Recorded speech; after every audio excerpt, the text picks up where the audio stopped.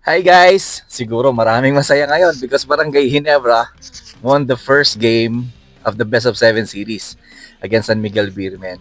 Well, actually, we started vlogging again yesterday as you know dahil matagal nga tayong nawala. Pag-usapan natin, pagkwentuhan lang natin. This is not a very formal vlogging kagaya ng ginagawa natin dati. But syempre, na-miss ko kayong kakwentuhan. Um, Before I do anything, pagkwentuhan muna natin yung masayang panalo ng Barangay Ginebra versus San Miguel Beermen. Well, actually, it's a good sign. Syempre, if you win first game of the best of 7 series, it's always a positive sign. Lalong-lalo na yung pinakita ng Barangay Ginebra last night, they didn't rattle.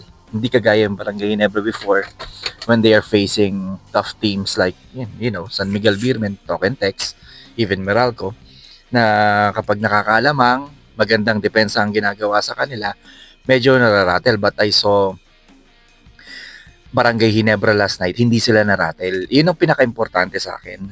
They made crucial plays, they converted crucial attempts, lalong-lalo na yung mga open shots na binigay sa kanila ng coaching staff, ni Coach Tim Cone and his staff, nagko-convert sila. So they didn't rattle, and that's one of the positive sign. Tingnan natin yung box score. San Miguel Beermen, actually, I talked about them na talagang they are the team to beat every time nasasapit ang All Filipino. Alam naman nating lahat yan. But if you remember it, ang Barangay Ginebra at San Miguel Beermen, they also face each other in the last Philippine Cup. Umabot ng Game 7 yan. Pero if you will notice, kung titingnan niyo yung mga numero, tinalo ng Barangay Ginebra ang San Miguel Beermen. Tinatalo nila ang San Miguel Beermen when they're scoring 100 or less. So, last night, naka 90 points lang ang San Miguel Beermen, where in this conference, they are averaging in double figures. They are scoring in double figures on an average this conference. Pero, naka 90 points lang sila. So, a positive sign, magandang depensa ang ginawa ng Barangay Ginebra sa San Miguel Beermen. And that's how Barangay Ginebra always beat San Miguel Beermen through their defense. Kahit nung last season, Philippine Cup, in their best of 7 series, ganito ang naging tema. When Barangay Ginebra beat San Miguel Beermen 3 times, in the first game actually 73-71. 71 points lang binigay nila sa San Miguel Beermen. Game 3, 100 to 90, so 90 points din ang binigay nila sa San Miguel Beermen. Nung game 6, 88 Ginebra, 87 San Miguel Beermen. So those three victories ng Barangay Ginebra, less than 100 points. Sabihin na natin, ang binigay nila against SMB. Pero yung apat na panalo ng San Miguel Beermen, 100 points ang naibigay ng Barangay Ginebra to 83 sa Game 2. And then, in Game 3, in Game 4, 107 San Miguel, 82 sa Barangay Ginebra. And then, in Game number 5, 103 San Miguel Beermen, 92 Barangay Ginebra. And in Game 7, the clincher, 100 naman ang ibinigay ng Barangay Ginebra sa San Miguel. So, all those 4 victories ng San Miguel Beermen, 100 points or more. So, eto na naman tayo. I don't want to be so negative, of course.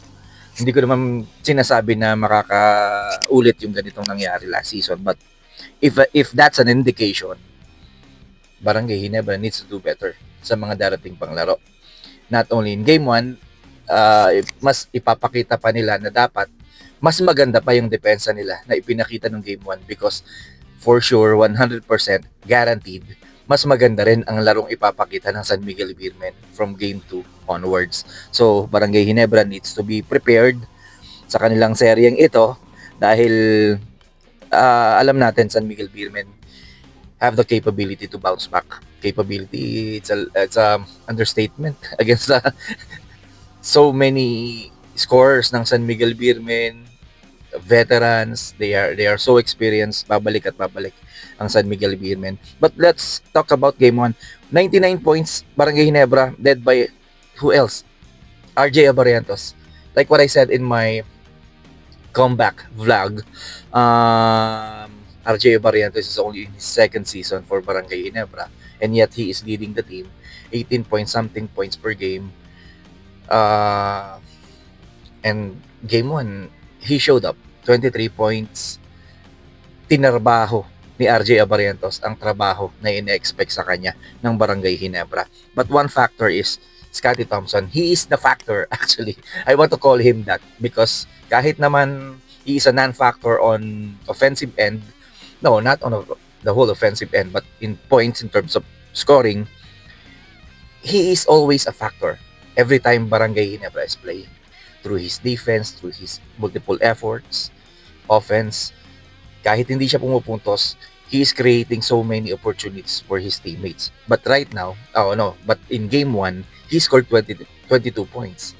Pumapasok yung mga tira ni Scottie sa labas. Napakahirap talunin ng Barangay Ginebra when Scottie Thompson and all those players like Ralph Koo, the pair, Norbert Torres. By the way, shout out to all the people in Kalumpit, Bulacan. Your guy, you are represented by Norbert Torres. Congratulations, guys. So, kapag pumapasok yung mga tira nitong mga to sa tres, may tulog ang San Miguel Beermen, even how mighty San Miguel Beermen is. Kapag nagawa ng Barangay Ginebra, yung gusto nilang gawin sa opensa, medyo delikado ang San Miguel Beermen. Abarientos, 23 points. Scottie Thompson, 22. Ralph Koo, 13. The bid has 10. Actually, Torres, 8. Troy Rosario, his effort in rebounding, helping Norbert Torres, containing Junmar Fajardo. Napakalaking bagay. Chapet Aguilar only had 7 points in this game. Pero, like what I said in my vlog yesterday, dati, ang naiisip natin, Barangay Ginebra is going where Chapet Aguilar is taking them. But sabi ko nga, may mga nakita akong panalo ng Barangay Ginebra in the elimination round that Chapet Aguilar is not scoring that much. He is not involving himself too much. Pero may mga panalo ang Barangay Ginebra. So totally, this is a different Barangay Ginebra. And to be honest, I didn't expect that within one conference, they can develop into a team na medyo masahaba yung rotation because this is not the typical team consistent. He only used 7-8 rotational players. But in one conference, nakita natin, medyo nagbago ang Barangay Ginebra. Medyo humaba ang kanilang rotation.